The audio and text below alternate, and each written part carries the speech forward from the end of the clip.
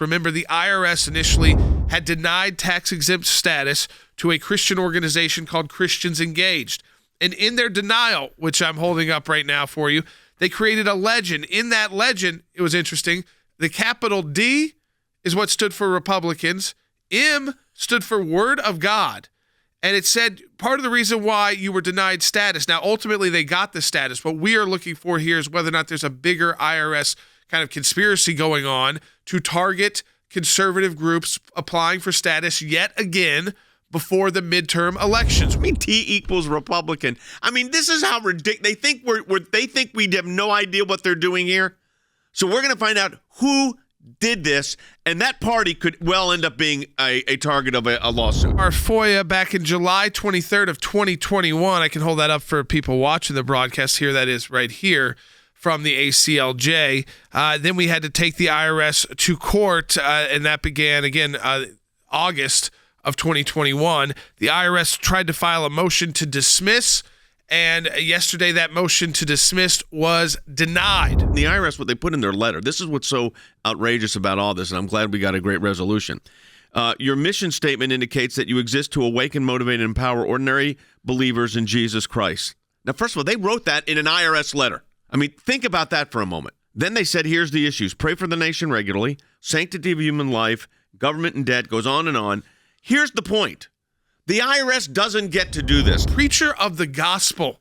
Can you believe that the IRS uses language like preacher of the gospel? And your vice president's a motivational speaker, former president of F being the Texas Eagle Forum, an intercessor.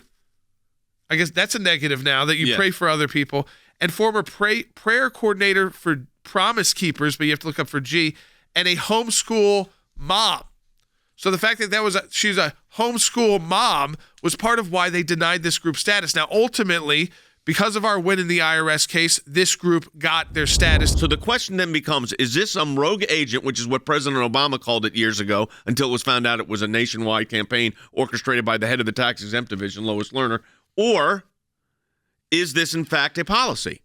And when you've got a policy like this, you have to have a situation that becomes very, very clear. And that very, very clear is the nature and scope of what's going on here. And that is targeted enforcement. They don't want you educating people on the issues like they talk about here, educating people on the sanctity of life, biblical justice, even the U.S. and Israel relations. That's mentioned in an IRS letter. I mean, they're getting into foreign policy. The IRS, I keep going back to this, thought they actually could do this. And Harry, I think the dangerous thing here, and I'm glad that we were able to file this lawsuit, and we're going to find out if this was a national campaign, and we're going to shut it down. But the fact that they did it shows the hubris, shows the fact that despite a consent decree saying you can't do it, filed in Washington, D.C. by a federal judge, they still did it anyways. They believe in ideology over the Constitution.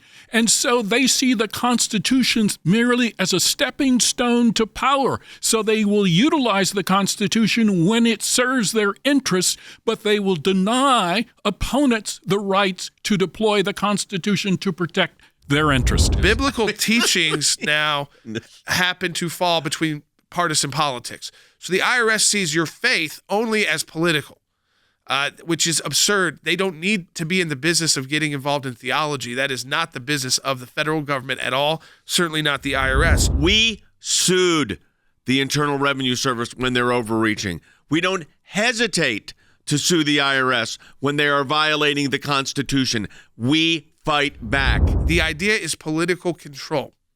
So the silencing of your free speech rights is political control. And if they silence your free speech rights, they're silencing your right to organize, your right to petition the government for redress of grievances. They are silencing your religious freedom rights, the free exercise of religion. These are all, the free press, all are based on the idea that we have the freedom of speech.